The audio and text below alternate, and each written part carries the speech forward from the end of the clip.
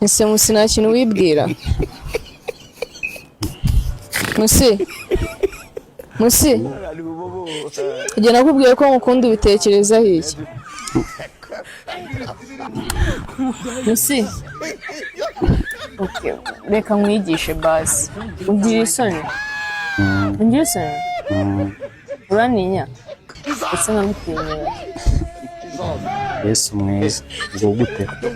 ndabikwereka igira hano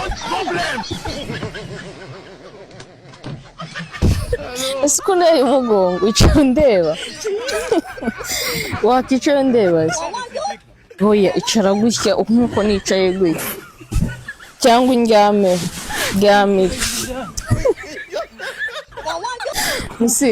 ngayicara uko wicaye basi ngaza nakuboko kawe cyeka nge nkwiyegerere wanditse ko ndwaye uradwaye cyore Musi ngayicara neza nkwerekeze ngeze ko ndwaye ngayicara neza uko wari wicaye ntabwo nongera gukoraho Musi yamubwira ko nkuko ntabwo ububyumva Musi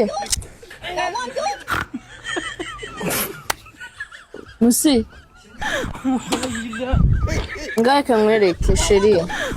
fata mu ntoki finiki ahungu yarabaje uzenga kiragiye